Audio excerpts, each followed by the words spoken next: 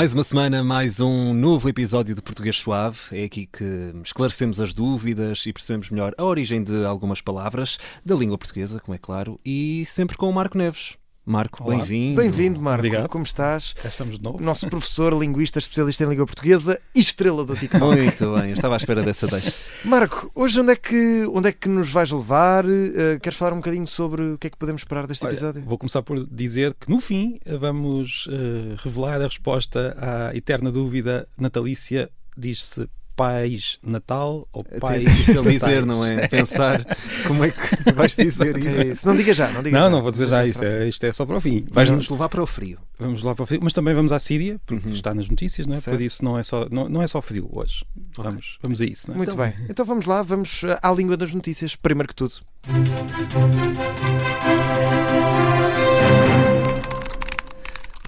Língua nas notícias, Marco, e do que é que falamos esta semana? Começamos logo aqui com um precalço, eu sou assim. Uma língua que é uma língua, vá. Mas olha, não é? Olha, um dia destes podemos falar quando é que nós pomos o U ou não, porque às Sim. vezes nós dizemos o U, outras vezes não dizemos. Pois é, um bom bem. tema. Mas língua tem lá o U. Eu sou um visionário, no fundo. Daqui a uns séculos as pessoas, antigamente eles diziam língua, agora toda a gente diz língua. Mas olha, hoje lembrei-me de falar, porque está nas notícias, da Síria, e como também não está nas notícias, mas está à nossa volta o Natal, acabei por pensar em falar um pouco da Síria associada ao Natal, o que é um pouco estranho, eu sei. Ok, mas como é que isso se mistura? Sim, Marco? porque digamos que hoje a secção não é a língua nas notícias, mas as línguas nas notícias. E nós todos sabemos que na Síria a língua oficial é o árabe. Há muito a dizer sobre o árabe, porque na verdade cada um dos países que fala árabe depois tem uma forma muito diferente, tão diferente como as várias línguas latinas. Mas a verdade é que na Síria não se fala só árabe. Há ainda, por exemplo, aldeias onde se fala aramaico, que era a língua. Gosto desta palavra. Aramaico? Aramaico. Não era uma das línguas que estava na Bíblia? Sim, é uma das línguas que se falava na altura em que, Pois, na altura de Jesus, portanto, Jesus falaria aramaico. Agora, a verdade é que, e essa língua ainda existe hoje na Síria, precisamente, o país que está nas notícias. Mas a história do Natal, a história daquela época que estamos agora a viver, não foi escrita em aramaico, mas sim em grego. Que era a língua em que foi escrito o Novo Testamento, mas o aramaico foi uma língua mesmo muito importante, foi a língua de impérios, foi uma daquelas línguas que hoje, naquela zona, é o que é o inglês hoje na Europa. Portanto, era uma língua mesmo muito, muito importante. E ainda existe na Síria, embora também tenha que dizer que a Síria tem mais línguas. O aramaico é uma língua semítica, está associada ao árabe e ao hebraico. O que é isso? Semítica? É a família, como nós dizemos, que temos uma língua latina, não é? Ou seja, são línguas com a mesma origem. As nossas vieram do latim, o latim depois veio de outras, mas tanto o aramaico como o hebraico como o árabe têm um antecessor, digamos assim, uma língua que depois se dividiu e que se tornou nestas várias línguas. E nós também podemos dizer que na Síria, é sabido que na Síria também se fala uma língua da nossa família, não língua latina, mas da família mais alargada, o curdo, por exemplo, que também muitas vezes aparece nas notícias por causa da Turquia e dos problemas internos da Turquia, mas o curdo é uma língua que está ainda longínquamente relacionada com o português. Portanto, é um primo afastado do português que, enfim, aparece para a ceia de Natal. Mas disseste que na Síria há mais línguas. Há mais línguas, há este o curdo, há o aramaico, há o árabe, e podíamos continuar porque na verdade a Síria é um país bastante rico, não é? rico e nós sabemos que passaram por uma guerra muito complicada nos últimos anos, mas podíamos ter aqui vários episódios só sobre a língua da Síria, mas eu acho que as pessoas querem saber como é que é o plural do Pai Natal. Olha, e vamos lá chegar ainda. Eu não sei se vocês sabem localizar completamente onde é que fica a Síria no mapa. Independentemente disso, sabem localizar as línguas. Vamos ao mapa. À língua no mapa. Gostaram desta ponte? Gostamos desta ponte. Vamos ao mapa da língua. Vamos lá.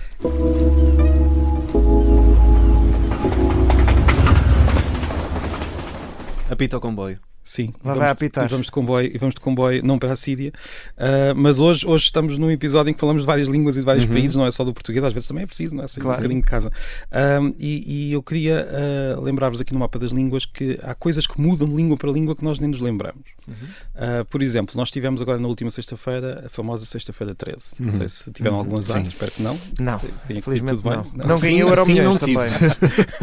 Sim, vírgula, não tive. Sim, exato, não tiveste. tiveste aí, já percebemos que correu bem a sexta-feira. Agora, o que é curioso é que nós temos o dia do azar da sexta-feira 13 cá em Portugal, e não só, noutros países, mas em Espanha, aqui mesmo ao lado, o dia do azar não é a sexta-feira 13, é a terça-feira 13, martes 13. E se formos à Itália, é sexta-feira 17. O que no fundo prova que isto é uma grande, como é que eu ia dizer isto? Mas aqui em Espanha ainda mantemos o mesmo número, em Itália mudamos completamente. Sim, muda-se. Olha, na China é 4, enfim, na verdade isto tem há várias explicações. Eu não vou dizer quais é que são, porque já ouvi teorias sobre por que razão é que é a sexta-feira 13, porque é que é o 13. Algumas relacionam com a última ceia de Jesus Cristo, outras com a mitologia nórdica, há quem fale dos templários. Eu aí vou deixar para os historiadores. Temos aqui outros podcasts onde se calhar podem falar disso. Vamos ter de deixar a explicação para a razão porque temos a sexta-feira 13 como azar para outros lugares. Certo.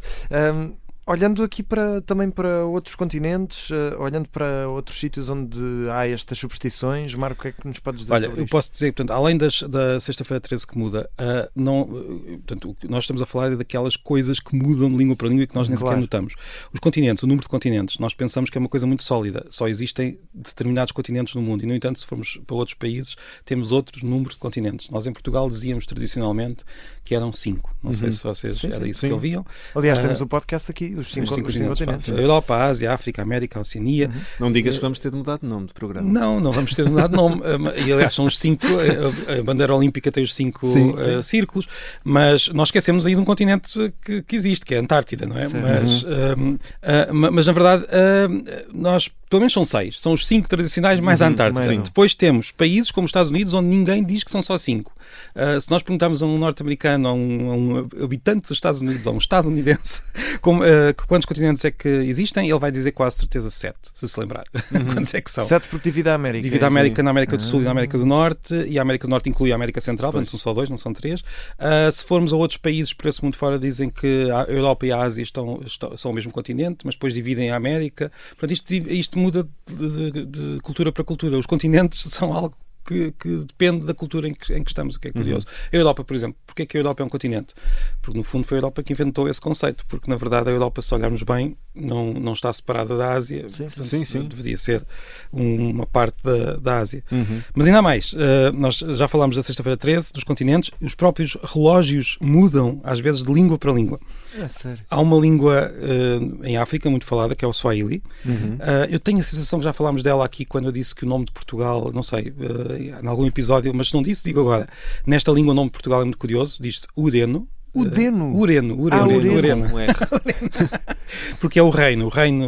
Ou seja, eles adaptaram o reino para Ureno. Portanto, o nosso país lá chama-se Ureno. E esta língua tem mais características curiosas. O relógio, se nós olharmos para um relógio em Swahili, e as pessoas podem dizer, mas os relógios têm língua. Têm, porque nós na verdade estamos a representar a forma como nós dizemos as horas em cada uma das línguas. E nesta língua, cá em cima, onde nós temos o 12, eles têm o 6, porque é as 6 da noite. Está ao contrário. Está ao contrário. Que confusão. As nossas 7 da manhã são a 1 da manhã deles. E é muito confuso, eu sei. Estranho. Para eles faz sentido. Eles também têm relógios em inglês. Esta língua usa-se no Quênia, na Tanzânia. Portanto, eles têm os 2 tipos de relógios. Mas isto faz-nos confusão, mas temos de pensar que isto é uma língua falada no Equador, onde o sol se levanta sempre às 6 da manhã. Ou seja, para eles, o sol levanta-se é a hora em que começa o dia. 7 da manhã é a hora 1, porque passou 1 hora, depois 2. Portanto, basicamente tem que ver com o nascer do sol. Eu estou aqui a dizer que é estranho, mas para eles também é estranho. Sim, Para eles é menos estranho, porque eles na verdade conhecem bem o nosso tipo de relógio por causa do inglês. Para nós lá é que teríamos muita dificuldade em perceber como é que aquilo funciona. Eu já tentei pensar nestas horas assim e tenho muita dificuldade. É mesmo muito difícil, mas é assim. E por isso isto hoje no mapa da língua foi um mapa que foi pelo mundo todo, pelos 7 continentes. 5. Deixamos a dúvida no ar para quem quiser dizer 7, 6, 5, enfim. Vamos aos mitos da língua, até porque estamos muito ansiosos, Marco. Vamos a isso.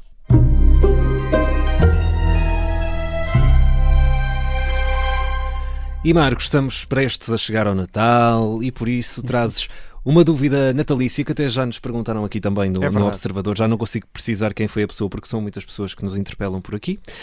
Sobre dúvidas. Sim, com muitas dúvidas. Nós, quando estamos aqui, antes de começar a falar, antes de começar o nosso português suave, costumamos estar aqui a discutir dúvidas. Aliás, nós temos a porta trancada à chave, para as pessoas não entrarem aqui. Se não batiam à porta, entravam. Não.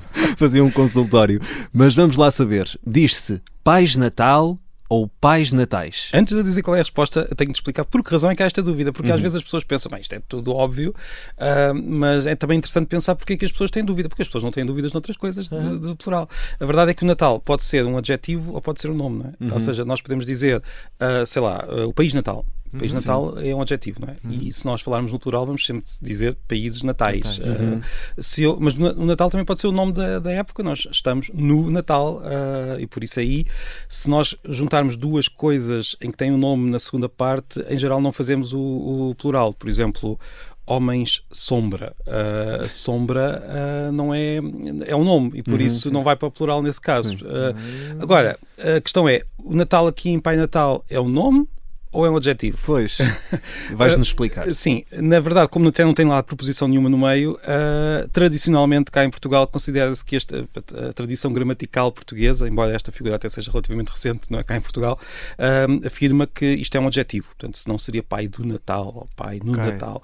Portanto, sendo um adjetivo... Só o Natal, não é? Sim, exatamente. Como é só o Natal que está lá, entende-se isto como sendo um sinónimo de natalício. É o pai natalício, pai Natal.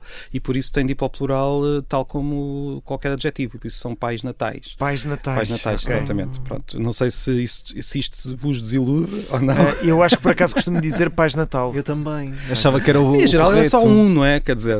Porque o Natal só há um, não é? Pais há vários. Mas o Olha, Natal... eu até vos posso contar aqui uma história pessoal minha. Há muito... Quando eu pessoal lembro... minha não é redundante? É um bocado. António, arrisca-se. Consegui corrigir o Marco Estás a corrigir o Marco Neves, André Maia. Mas o que é que se passa aqui? Não, faz muito bem. Mas só para dizer, a primeira vez que eu me lembro de usar o plural não era de Pai Natal, mas de Mãe Natal. Foi uma vez que há muitos anos estava com amigos no carro e tivemos um pequeno acidente, a culpa não foi minha, e batemos numa carrinha e de repente saem lá Mães Natais que nunca mais acabava. Foi um ótimo final para o acidente. Nós já não ficámos muito tristes porque aquilo foi um acidente natalício. E foi aí preencher a declaração amigável. Exatamente, com as Mães Natais. Estou a imaginar esse cenário todo na minha cabeça, está incrível.